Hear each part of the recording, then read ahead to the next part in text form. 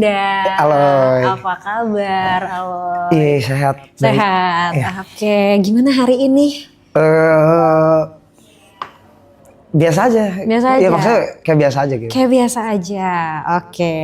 Ada yang mau diobrolin? Ada yang mau diceritain? Bingung sih saya tadi mikir mau apa ya gitu. Karena nggak tahu gitu, maksudnya bingung. Iya. Aku suka deh kamu. Iya. Boleh lihat nggak? Iya. Oke. Apa itu? Ini album barunya, enggak Hindi ya. Oh, oke. Tapi berarti rutin ganti ini? Kadang kalau lagi pengen ya. Kalau lagi pengen iya. ganti. Oke. Lumayan. I love your hair. Kenapa terinspirasi dari apa? Bunga-bunga tuh ya? Ya nggak sih? Iya. Ini bunga. Oh, beda-beda. Hello Kitty. Ada Hello Kitty. Wow. Megang Kenapa? AK-47 deh. Oh, oke. Baik. Emang suka Suka ganti-ganti aja. suka ganti-ganti. Oke. Gimana perasaannya hari ini? Right now, bukan hari ini. Sekarang. Sekarang bingung sih Kak. Soalnya bingung mau nanya apa gitu. Bingung mau nanya apa? Iya. Oke.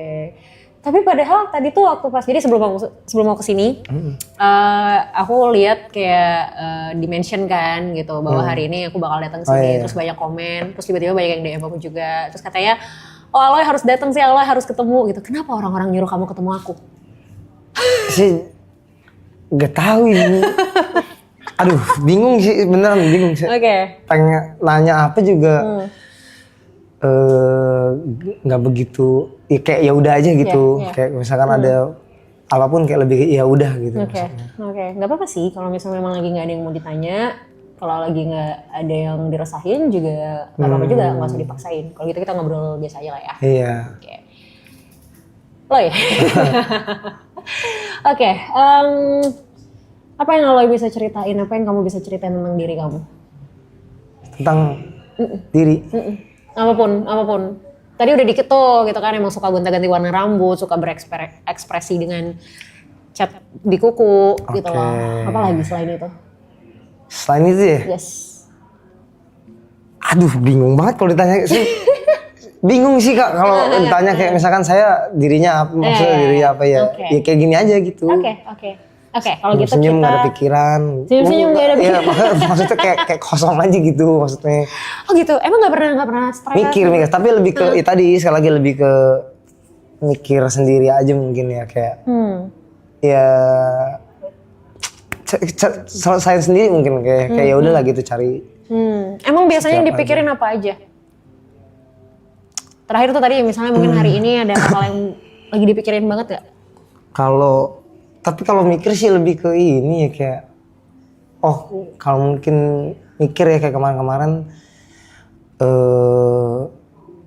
kalau misalkan, ini coba ya mungkin jadi pertanyaan kali ya, caranya kita ngilangin apakah baik atau buruk kalau kita tuh jadi people pleaser gitu, maksudnya jadi apa ya itu. Oke. Sebelum aku jawab, kenapa terfikirkan untuk nanyain itu? Apa kamu merasa kamu people pleaser atau apa? Kadang ada yang bilang gitu, ada yang bilang gitu. Makanya ini sebenarnya tuh jadi pertanyaan kan. Jadi maksudnya baikkah atau burukkah? Gitu. Jadi seorang people pleaser. Iya, aku juga nggak tahu sebenarnya aku tuh kayak gitu apa enggak. Karena aku nggak tahu ya, maksudnya sadar atau enggaknya gitu. Oke. Kenapa orang bilang kamu people pleaser? Nah itu aku juga. Mungkin karena iya aja kali ya. Oh. Iya apa yang ini ayo gitu. Nah, ketika kamu iya aja ayo aja itu tuh kamu sendiri nyaman nggak ngelakuin itu atau sebenarnya kayak nggak mau lagi gue sebenarnya gitu loh. Ada yang nyaman, ada yang nggak nyaman, tapi kalau yang nggak nyaman pun dinyaman-nyamanin aja. Dinyaman-nyamanin aja. Iya. Cara nyaman ini gimana? Aduh apa dulu contohnya ya? Ya, biar lebih gampang deh coba. Cari contoh yang mungkin udah pernah dilakuin. Aduh bingung lagi Kak kalau disuruh mikir gitu. Cuman kayak lebih ke ya udah aja lah gitu kayak ya udah ntar dia ini ntar lewat gitu loh. Oke, jadi akhirnya udah jalanin aja, ntar juga kelar kok, ntar juga terlewat kok gitu. Oke. Pernah nggak ada momen ketika dimintain sesuatu terus sebenarnya lagi kayak aduh gila nggak pengen banget nih gue, misalnya kayak disuruh minta ada orang yang temenin gue dong gitu kan, atau anterin gue dong gitu, terus kamu tuh sebenarnya kayak lagi capek banget, lagi males banget, tapi ujung-ujungnya iya juga. Iya. Ada momen kayak gitu, sering nggak? Lumayan kayaknya. Ada ya bisa ya lumayan lah. Lumayan. Oke. Ya, ini mungkin bukan belum tentu bisa jadi jawaban pasti, tapi indikasi ke arah people pleaser memang ada. Indikasi ya, baru kemungkinan ya gitu. Cuman kamu mungkin mesti cross check lebih banyak lagi gitu. Bener nggak sih gitu aku tuh people pleaser gitu. Ada indikasinya ke sana. Kalau tadi pertanyaannya sebenarnya baik nggak sih jadi people pleaser? Depend on sih, sebenarnya tergantung sih gitu. Tergantung kayak di dalam situasi apa. Kalau misalnya people pleaser-nya ini bikin kamu jadi even nggak bisa prioritasin diri kamu sendiri, itu yang nggak boleh, itu yang bahaya. Misal kamu lagi capek banget, kamu lagi ngantuk banget, kamu lagi harusnya istirahat, tapi kamu tetap iyain omongan orang. Atau misalnya kayak kamu tuh sebenarnya nggak suka, kamu sebenarnya nggak nyaman, tapi tetap kamu lakuin buat orang, gitu. Atau kamu misalnya kayak kamu tuh nggak ada nih, kamu tuh cuman punyanya segini gitu. Tapi karena nggak enak sama orang, akhirnya kamu kasih ke orang tapi malah kamunya nggak punya apa-apa, malah kamunya kekurangan. Nah, itu yang bahaya, itu yang nggak boleh. Oke. Tapi bingung juga sih, ya nggak enakan aja gitu maksudnya. Iya, paham. Apa menurut kamu apa yang bakal terjadi kalau misalnya kamu nolak? Kalau kamu bilang enggak? Ini tapi kayak tadi masalah yang kayak misalkan ngasih orang atau kita gitu, karena temen kali ya. Karena temen deket kayak lebih ke kayak anjing ntar dia nggak ada loh gitu loh. Oh oke. Itu jadi lebih ke nggak enak aja sih.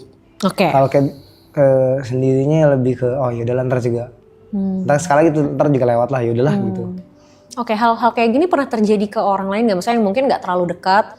Kalau tadi kan mungkin contohnya temen, jadi pertimbangannya lebih gede gitu. Kalau itu kok ya udah random orang people lain aja. Apa ya? Nggak tahu sih, lebih ke nggak tahu masalahnya. Akunya nggak tahu.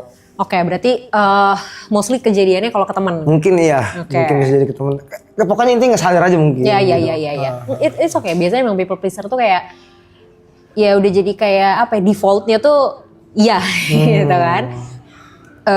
Nanti baru kerasanya tuh adalah ketika ya memang udah dilakuin gitu. Tapi sebenarnya gini loh, kalau misalnya kamunya nyaman, kalau kamunya nggak masalah dengan ini, ya nggak apa-apa, gitu.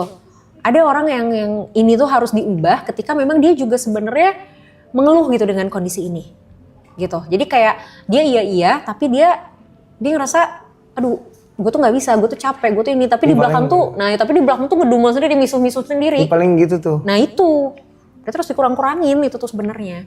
Kalau ngomongin masalah, aduh ntar dia hilang lagi, satu kali bilang enggak, satu kali nolak itu, bukan berarti orang bakal hilang kok, gitu loh. Justru menolaknya kita, ngomong enggaknya kita, itu tuh malah ngebantu orang lain untuk paham kondisi kita. Kalau selama ini kamu iya aja, orang selalu punya ekspektasi kalau Aloy itu pasti selalu mau. Gampang lah Aloy mah. Ya udahlah, santai lah Aloy ini gitu. Jadi kayak tanpa kamu sadari, perilakunya kamu justru ngebentuk habit dari orang lain. Terus nanti misalnya tiba-tiba kayak misalnya kamu kayak kenapa ya tuh orang nggak paham banget, orang gue lagi capek tapi kayak narik-narik gue mulu misalnya kayak gitu. Ya karena memang tanpa kamu sadarin kamu yang ngebentuk habit itu. Jadi akhirnya orang punya persepsi tuh kayak ya udahlah santai Aloy mah gitu. Justru ketika kita bilang enggak, ketika kita menolak, itu malah ngebantu orang lain untuk paham kalau sebenarnya oh oke, Aloy lagi nggak bisa nih, oh batasannya di sini nih, gitu. Nah pasti yang jadi pertanyaan adalah ya gimana cara nolaknya, ya kan? Iya. Nah, gimana cara nolaknya supaya walaupun ini menolak, tapi at least nggak segitu nggak enaknya deh gitu. Tetap ada sisi kayak ya nggak enak sih, tapi ya udahlah gitu, masih ada sisi apa ya 50-50-nya gitu. Cara nolaknya adalah kita bisa bilang enggak, tapi kita kasih garantinya tuh apa? Misal gini, ada orang misalnya kayak minta ditemenin kemana gitu, sementara kayak kamu capek banget gitu kan. Kamu bisa bilang enggak, tapi kamu kasih garantinya yang kamu bisa lakuin kapan. Misal, hari ini gue lagi capek banget lagi. Boleh nggak gue tidur dulu 2 jam misalnya, abis itu baru kita cabut. Atau kayak orang misalnya kayak contoh deh misal gini, aku pun suka tiba-tiba di tengah malam nih dicurhatin orang gitu kan. Dan udah habis kegiatan seharian capek banget, aku selalu bilang kayak sorry nih gue lagi capek banget hari ini. Kalau gue paksain dengerin omongan lu malam ini, takutnya gue gak konsen. Boleh besok aja gak ngobrolnya? Jadi kayak kita nolak, tapi ada garantinya gitu. Atau paling gampang misalnya kayak orang minjem duit deh, misal gitu kan. Mau nolak gak enak, gitu. Mau dikasih juga ragu misalnya gitu. Kita bisa bilang kayak, kalau segitu gue nggak ada gitu.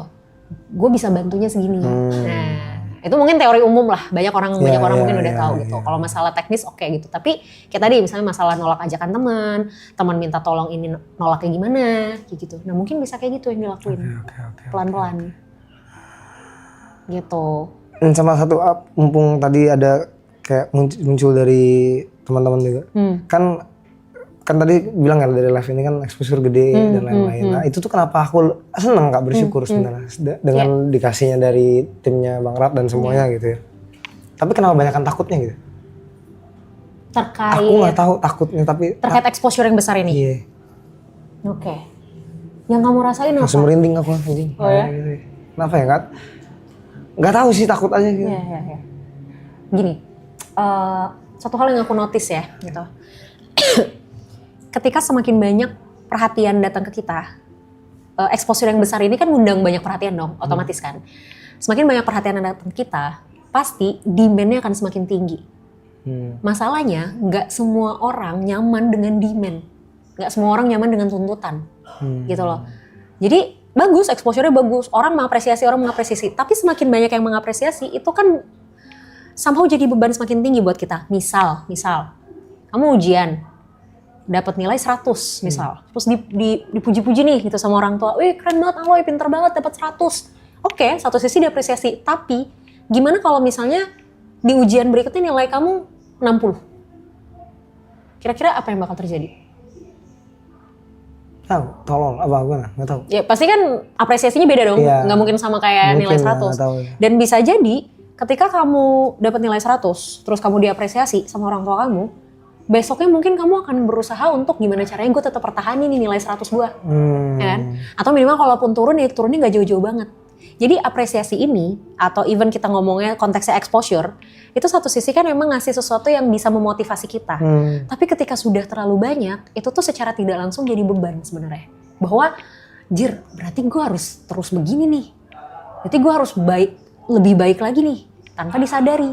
Itu yang akhirnya, tanpa kalian sadarin, itu bukan lagi hal yang kayak fun gitu loh.